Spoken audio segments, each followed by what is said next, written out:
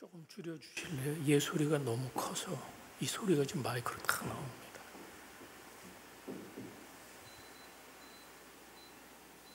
네.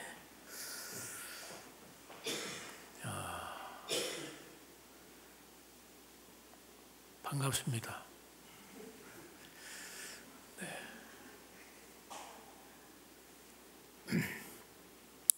요즘 나라 안팎으로 아주 흉흉한 소식들이 터지고 있죠. 모두가 화목되지 못한 그런 소식들입니다. 네팔에서도 그렇고 미국에서도 그렇고 우리나라에서도 그렇고 이런저런 흉흉한 소식들로 우리 마음이 어둡습니다. 특히 우리나라는 심한 갈등과 국론 분열에 시달리고 있습니다. 한국 아마 현대사에서 국론이 이렇게 심하게 분열돼서 국민들이 상처를 받는 때는 찾기 어려운 것 같아요. 한국 사회는 지금 계층, 노사, 이념, 지역, 세대, 성별, 환경 등 다방면에서 이런 복잡한 갈등 구조를 자아내고 있습니다. 사회 각 구성원이나 집단들이 이제 서로 믿지를 못하고 함께 하거나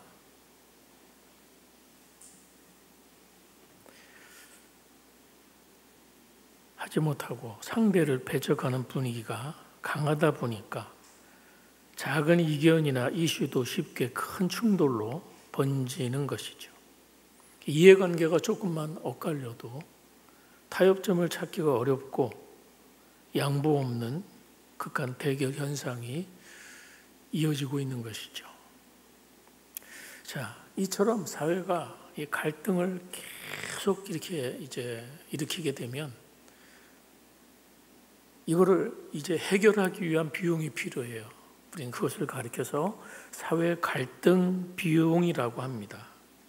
우리나라 이 사회 갈등 비용이 우리나라 총생산 GDP의 27%나 된대요.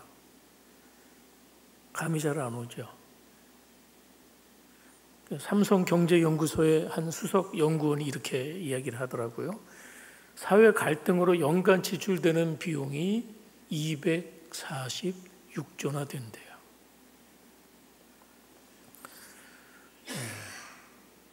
갈등은 어느 공동체나 이로운 게 하나도 없습니다. 갈등은 모두에게 손해이고 화목은 모두에게 유익합니다. 한번 따라서 하세요. 화목은 모두에게 유익합니다. 자, 오늘 본문은 공동체에 있던 갈등을 치유하고 어떻게 화목할 수 있는지를 보여주는 말씀이에요. 이 끝부분에서 데살로니가 전서를 이제 마무리하잖아요. 데살로니가 전서를 마무리하면서 마지막으로 주는 권면이 끝부분에서 이렇게 말씀하죠. 너희끼리 화목하라. 너희끼리 화목하라. 자, 교회도 다양한 계층이 모여 있기 때문에 갈등이 있을 수밖에 없습니다. 그리고 이 갈등이 해결되지 않으면 목적이 상실이 돼요. 교회 목적이 상실되고 그 갈등이 쉽게 해결 안 되면 교인들이 소리 없이 떠나는 일이 생겨요. 그리고 부흥과 성장의 잠재력이 사라지고 그리고 전도에 막대한 지장을 초래합니다. 한번 질문하겠습니다. 자, 데살로니가 교회는 화목한 교회일까요? 화목하지 않은 교회일까요? 대답해 보세요. 화목한 교회. 화목한 교회일 수도 있고 아닐 수도 있습니다. 자, 저는 너희끼리 화목하라고 하는 이 말씀을 주실 때는 화목하지 않은 걸 전제로 화목하라고 말씀하고 있어요. 물론 데살로니가 교회가 믿음의 소문이 좋은 교회예요. 좋은 면이 분명히 있어요. 그들이 박해 속에서도 믿음으로 막 지켜내고 막 그들이 참 주님의 복음을 살아내느라고 수고하는 일들이 있어요. 그래서 막 소문 퍼졌어요. 그래서 그런 의미에서는 화목한 교회였을 것이다 이렇게 말할 수 있고요. 근데 오늘 적어도 이 데살로니가 교회는 세 가지 점에서 화목하지 못한 요인들을 가지고 있습니다. 하나는 사도 바울이 이 교회를 3주 동안 복음을 전해서 교회가 생겼어요. 그리고 나서 그곳에 박해가 일어나갖고 급히 데살로니가를 떠나와야만 했어요. 그러니까 그 교회가 미성숙하고 그리고 공동체의 질서가 제대로 세워지기 이전이란 얘기예요. 아직은 어리고 어린 신생교회, 주목하세요. 어린 신생교회인데다가 아직은 미성숙하기 때문에 이제 이 공동체의 질서가 제대로 세워지지 않았다는 그런 면이 있습니다. 자, 두 번째는 이 교회는 유대인들로부터 그리고 이방인들로부터 박해의 직면에 있어요. 그 당시 교회는 유대인들에게 박해를 많이 받았습니다. 동족한테 박해를 받았습니다. 그리고 또 물론 이방인들에게도 박해가 있었던 것이죠. 그래서 외부 압력이 막 심하게 되면 내부로부터 갈등이 발생하기가 쉬운 구조예요. 어느 가정에도 마찬가지, 교회도 어떤 어려움이 생기면요, 그 어려움 때문에 내부에 갈등이 생겨요. 그건 국가도 마찬가지죠. 자, 세 번째는 이 교회에 잘못된 종말론이 들어왔어요. 주님이 이제 금방 오시니까 일할 필요 없어 하면서 일을 팽개치고 노니까 어떤 문제가 생겨요. 그 사람 누군가 생계를 책임져야 되잖아요.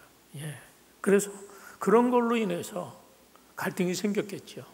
아니 저 사람 멀쩡해갖고 왜 저렇게 놀아? 하면서 비난하는 사람이 생기기도 하고, 저분들은 믿음이 좋아서 오로지 주님만 바라보는 분들이니까 도와줘야 돼, 뭐 이렇지 않았겠어요? 분위기상.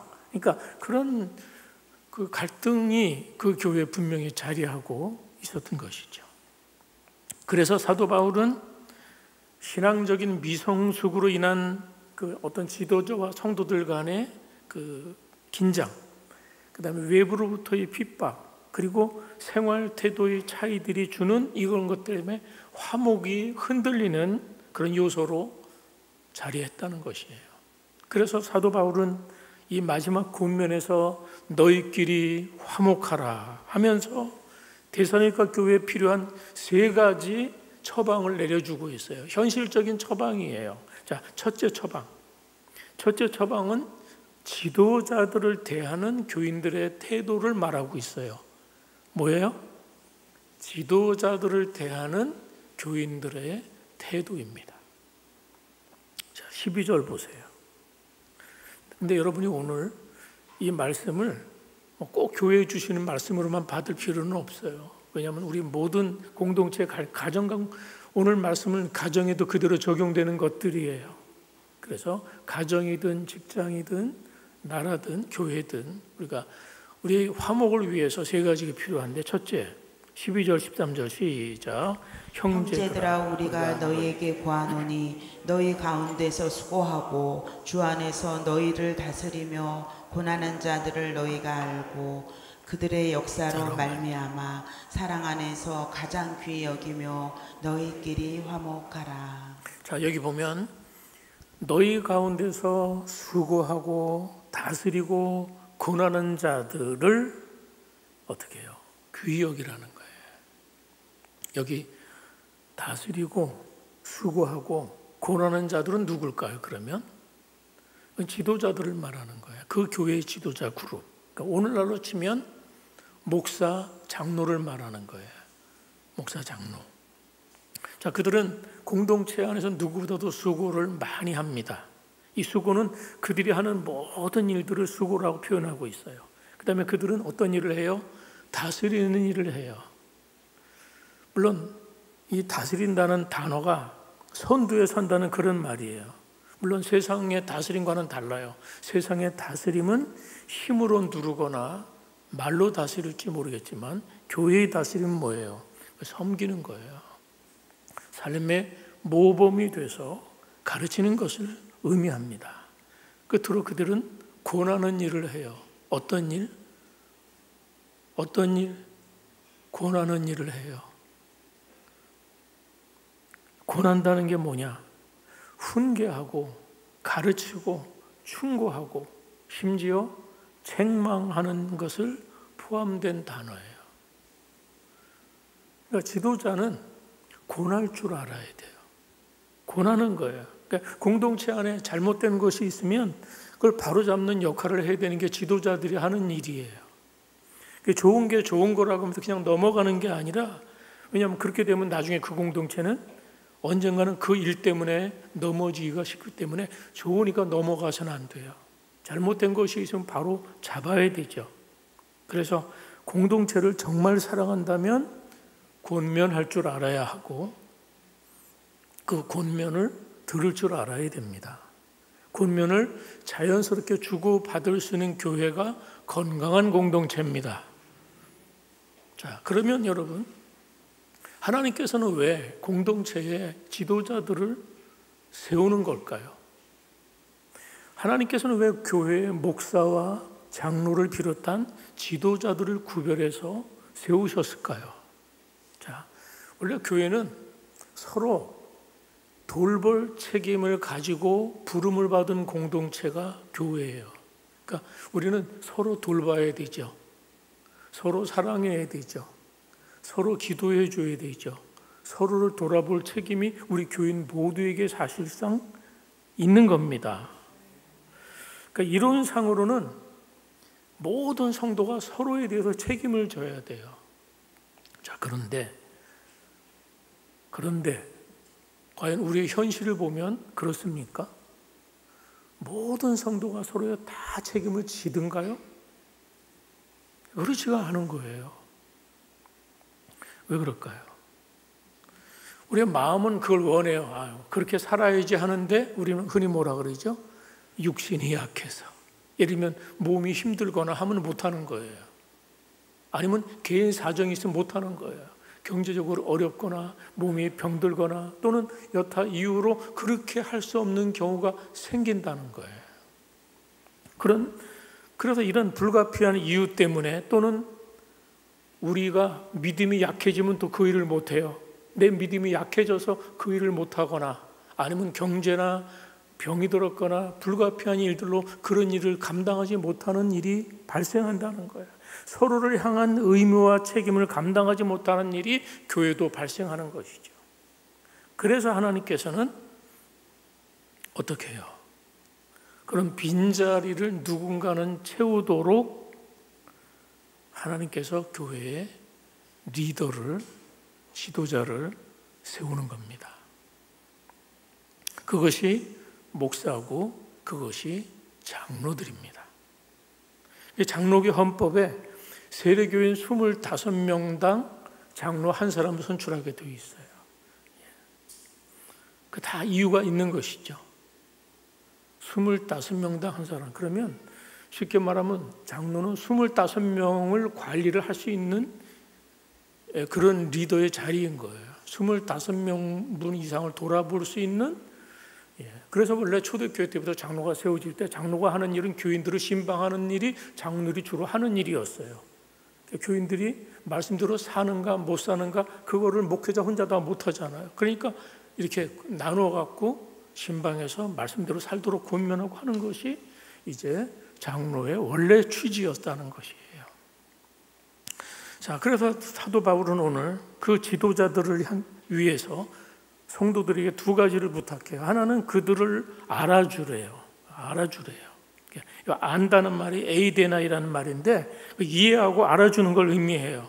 공동 번역이나 NIV는 리스펙트, 그래서 존경으로 번역을 했어요. 존경. 그 지도자들을 인정해주고 좋게 여겨주라는 그런 의미죠. 사람을 볼 때 우리가 늘 장점을 볼 줄 아는 눈, 이게 필요한 것 같아요. 장점을 볼 줄 아는 것. 그래야 그 사람을 알아줘요. 그렇잖아요. 그래서 누군가 우리 세상에서도 그 사람의 장점을 볼 수 있는 눈이 있는 사람은 그 사람을 존중해주고 그 사람을 알아줄 수 있어요. 물론 누구나 다 약점이 있습니다. 그렇지만 특별히 이런 수고를 교회에서 하기 때문에 그런 수고하는 분들을 어떻게 존경해 달라는 거예요. 존중해 달라는 거예요. 자, 그 직분에 대한 존중이 필요한 것이죠. 교회 머리 대신 주님께서 교회를 위해서 세우신 리더들이기 때문에, 직분이기 때문에 존중하죠. 그래서 그를 알고 존중해 줘라. 자, 두 번째는 사랑 안에서 가장 귀히 여기라는 것이에요. 이것은 실제로 성도들이 존경과 사랑을 표현하라는 것이에요. 그들을 사랑하라는 말이고 특별하게 사랑하라는 말이죠. 근데 여기에 단서가 있어요. 뭐 때문에 사랑해야 돼요? 그들의 역사로 말미암아. 다시 말하면 그들이 하는 어떤 현저한 수고들과 열매들로 인해서 사랑 안에서 간 귀히 여기라는 거예요. 그들의 인격이나 인품 때문이 아니에요. 그들이 부족할지라도 그들의 역사 때문에, 그들이 하는 수고와 그 일 때문에 귀히 여기고 사랑하라고 하는. 그렇습니다. 우리가 서로 화목하게 지내려면 화목하게 지내려는 상대를 귀히 여겨야 돼요. 맞죠? 상대를 귀히 여길 때 우리는 화목할 수 있어요. 모든 갈등은 상대를 업신여길 때 갈등이 생겨요. 그건 우리 부부관계도 마찬가지. 사회 어느 관계도 마찬가지. 상대를 업신여길 때 갈등이 생기고 분열이 생겨요. 그러나 상대를 존중하면서 화해가 되고 존중하면서 화목이 되는 것이죠. 그래서 좋은 사회는 지도자나 연장자가 예우를 받고 존경을 받고 귀히 여김을 받는 사회가 좋은 사회죠.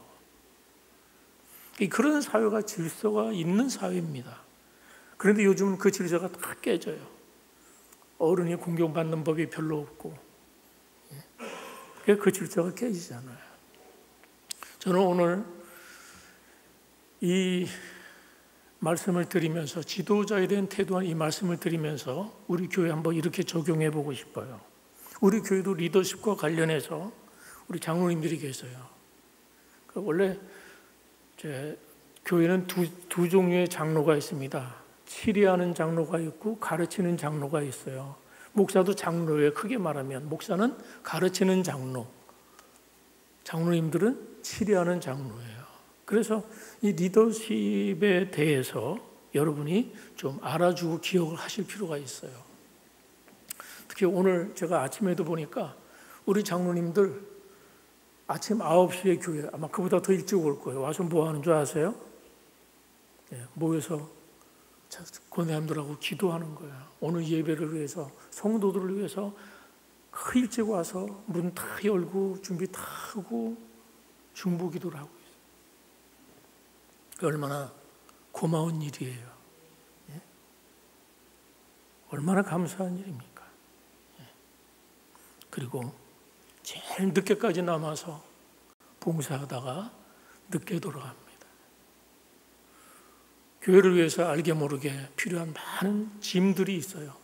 이분들이 그 짐들을 지고 함께하는 거예요. 재정적인 짐이든 어떤 짐이든 고민을 나누면서 이 짐을 무거운 어깨에 지고 있어요.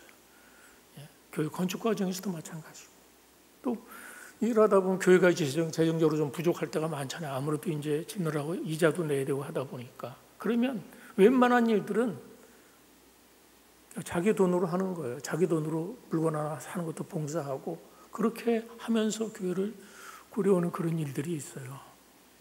그래서 여러분들이 참 우리 장로님들이 애쓰시고 수고하는구나, 정말 수고가 많구나, 그렇게 알아주셔야 돼요.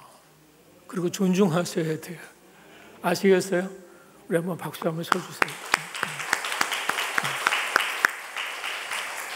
그렇다고 뭐 세 분만 그런 건 아니에요.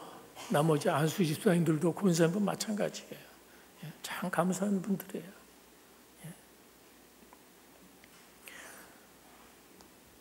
또 어떤 분들은 차량 운행하는 분은 어떤 줄 아세요? 주일 차량 봉사하려면 교회 9시까지 오셔야 돼. 9시까지 오셔서 차운행하러 나갑니다. 그리고 끝나면 또 데려다주고 다시 돌아오면 2시 반이 되더라고 보니까. 2시 반 되고 집에 돌아가면 3시가 되는 거예요. 예? 우리가 그런 보이지 않는 곳에서의 그런 수고들이 있다는 거예요. 주방에서 수고하는 분들은 또 뭐 말할 것도 없죠. 예, 그 전날부터 준비해야 되고 땀을 흘리면서 그렇게 하니까 우리가 성도가 전체 공동 식사를 하면서 즐길 수 있어요. 예. 그분들 얼마나 기도하면서 성묘에 애를 쓰겠습니까? 우리 찬양 인도하는 분도 마찬가지예요. 찬양팀도 마찬가지예요. 일찍 와서 다 세팅하고, 그리고 제가 그 다음날 설교할 본문을 미리 전해줘요. 그러면 그 본문을 읽어보면서 내일 예배가 어떻게 흘러가야 되는지 주제를 파악하면서 또 선곡을 하는 거예요. 어떤 곡으로 해야 되는가 하고 다 선곡하고 기도하고. 그게 뭐 3, 4분에 끝나는 일이겠습니까? 예, 정말 기도하면서 어떻게 할까. 그렇게도 다 준비해서 또 찬양하고 준비하고, 예, 그렇게 하는 것이죠. 그 외에 이루 봉사하는 분들의 수고, 이것만 있는 건 아니에요. 그 외에도 알게 모르게 보이지 않게 참 많은 분들이 참 수고하고 헌신하는구나. 그래서 오늘 교회가 이렇게 유지되는구나 라는 거를 우리가 알고 계셨지만, 알고 계시는 거지만 다시 한번 그 일들에 대해서 더 기억하시는 그런 아침이 됐으면 좋겠어요. 바울 사도는 갈라디아 교회에게 이렇게 말씀했어요. 가르침을 받는 자는 말씀을 가르치는 자와 모든 좋은 것을 함께하라. 말씀 가르치는 자는 누구예요? 가르치는 장로, 목사. 디모데전서 5장 17절을 잘 다스리는 장로들을 배나 존경할 자로 알되 말씀과 가르침에 수고하는 이들에게 더욱 그러할지니라. 무슨 얘기예요? 쉽게 말하면 목사한테 잘하라는 얘기죠. 예? 아니에요? 근데 저는 여러분에 그렇게 말씀드리고 하려고 하는 건 아니고, 제가 얘기를 하는 거예요. 가르치는 일이 힘들다는 거를 말씀드리려고 하는 거예요. 자, 우리 얘기 말 나온 김에 우리 교회에서 또 빼놓을 수 없는 수고하는 분들이 있어요. 주일학교 선생님들이에요. 주일학교 선생님들은 우리의 아이들을 말씀으로 양육하기 위해서 지금도 저 아래서 예배를 드려요. 쉽게 말하면 여기서 예배 드리지 않고 저분들은 아이들을 가르쳐야 돼서 예배를 못 드려요. 언제 예배 드릴까요? 유튜브로 드리는 거예요. 유튜브로. 예. 이 수고를, 예, 우리가 알고 격려가 필요하다는 거예요. 참 수고가 많으십니다. 예. 그걸 알아주셔야 되는 거예요.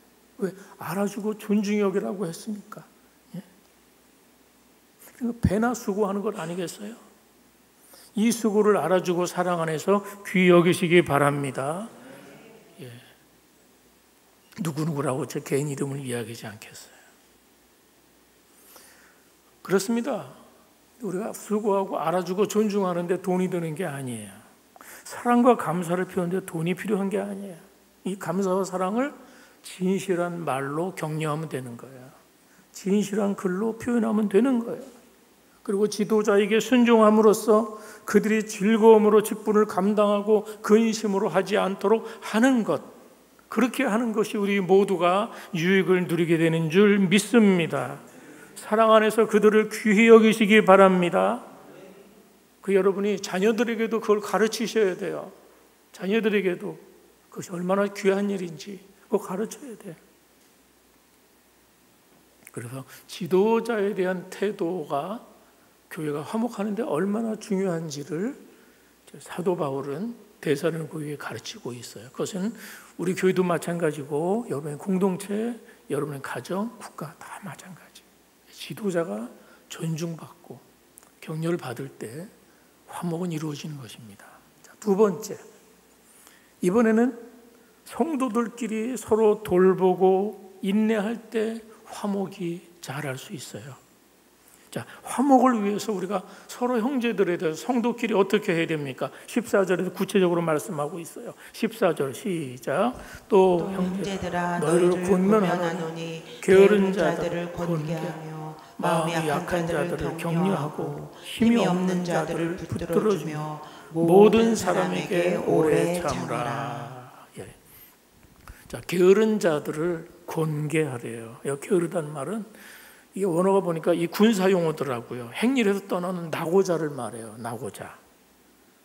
자, 그래서 이 게으른 자의 특징은 이 뭐랄까 질서를 못 지켜요. 질서를 불복하고 자기 길만 고집하는 사람이 게으른 사람이에요. 우리 공동체 지체내에는 그런 지체가 있는 거예요. 그런 지체들 어떻게 권계하라.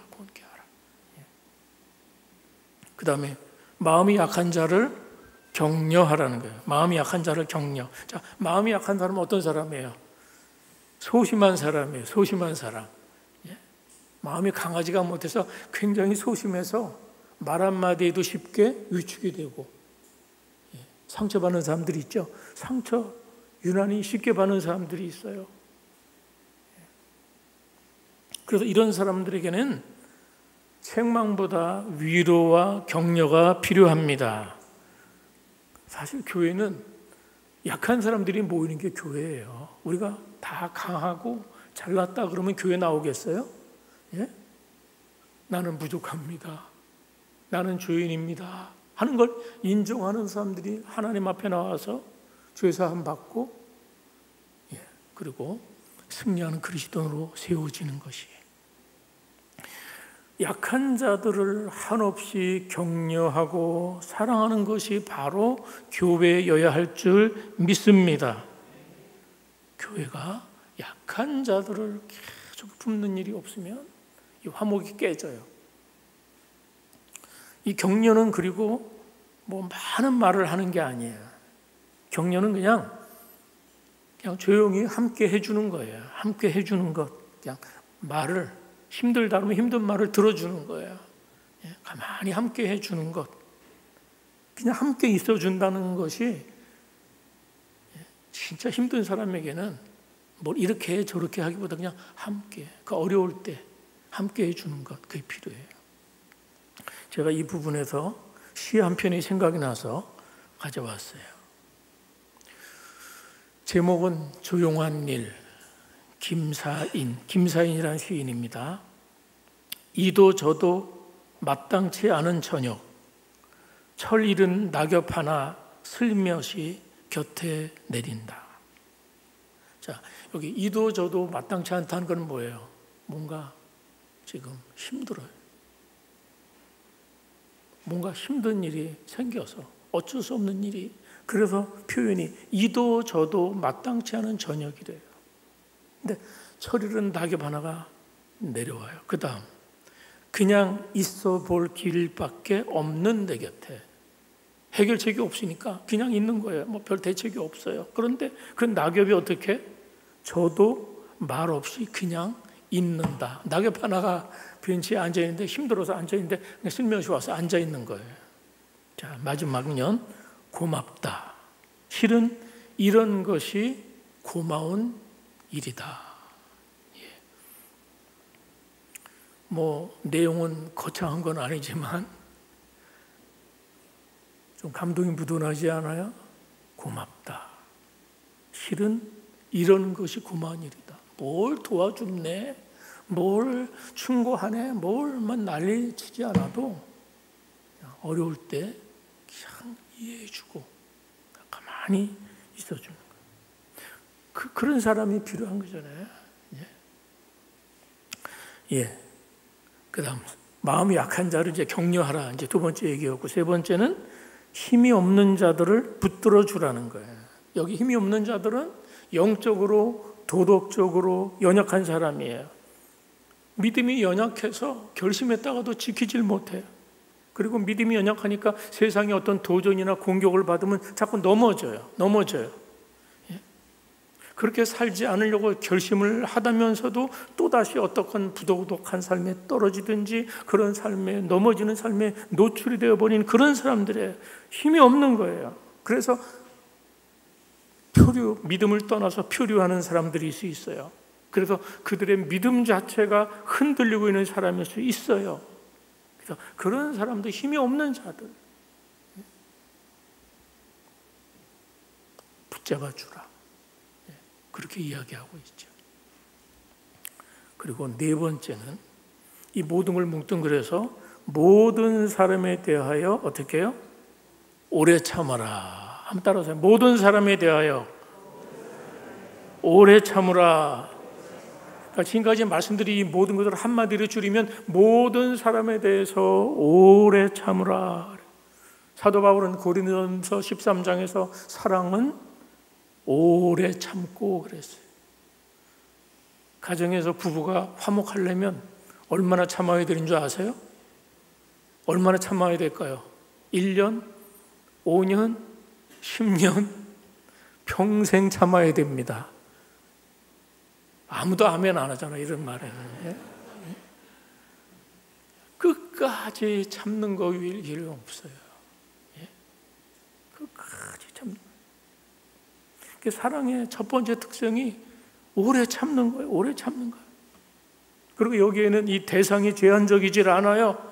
게으른 자든 마음이 약한 자든 힘없는 자든 이 모두에 대해서 어떻게 해요? 오래 참아라. 심지어는요, 악한 자까지 참으라는 거예요. 악한 자들까지 모두 다요. 모두 다. 이런 사람들까지 다 포함해서 화목의 대원칙이 뭐냐? 오래 참으라. 오래 참는 거예요. 그런데 가장 어려운 일이 참는 거죠. 우리는 몇 번 참을 수 있어요? 한 3번. 하나, 둘, 셋, 3번 그러면 가차없이. 사랑하는 여러분, 가장 어려운 일이 이것이지만 주님이 오래 참으셔서 저와 여러분이 구원받은 줄 믿습니다. 하나님이 오래 참으시지 않으셨다면 어떻게 우리 같은 사람을 구원하실 수가 있겠습니까? 이거는 무관심이나 포기가 아니라 오래 참는 것입니다. 버려두는 것이 아닙니다. 오래 참는 것입니다. 기다려주는 것입니다. 그리고 이렇게 오래 참을 때 화목이 가능하고 그리고 교회는 평안해집니다. 아멘 좀 하세요. 다시 한번, 오래 참을 때 화목이 가능하고 교회는 평안해집니다. 서로를 향해서 오래 참는 것이 없으면, 오래 참는 사랑이 없으면 교회는 시끄러울 수밖에 없어요. 분쟁이 끊이지 않을 수 없어요. 그런데 이 모든 것은 장로나 직분자들만을 위한 명령이 아니라 은혜 받은 모든 성도에게 주시는 명령이라는 것이에요. 교회를 향한 하나님의 뜻은 화목한 공동체를 이루는 것입니다. 그런데 그래서 함께 참 이 교회를 이루어 나가는 것이 쉽지가 않아요. 쉬운 일이 아니라는 것이에요. 왜냐하면 우리가 너무 다양한 사람들이 모여. 그렇지 않아요? 교회는 얼마나 다양한 사람이 모여. 연령대, 학력차, 성격차, 집안차, 뭐 엄청 하나 될 수 있는 무슨 그걸 가지고 뭐 예수님 때문에 하나가 되는 것이죠. 예수님 때문에. 그러니까 워낙 다양한 사람들이 모이기 때문에 교회가 화목을 이루기가 원래는 어려운 거예요.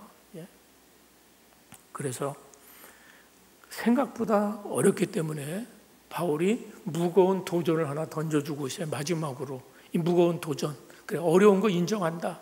어렵기 때문에 이렇게 하라는 거. 어떻게? 자, 마지막 화목을 위한 처방은 무엇일까요? 15절이에요. 15절 시작. 삼가 누가 누구에게든지 악으로 악을 갚지 말고 서로 대하든지 모든 사람을 대하든지 항상 선을 따르라. 아멘. 악을 악으로 갚지 않고 항상 선을 따르는 겁니다. 여기에 비결이 있습니다. 여기에 비결이 있어요. 자, 화목하려면 선을 따라야 돼. 누구나 상처와 억울함을 갚으려는 그런 마음들이 있어요.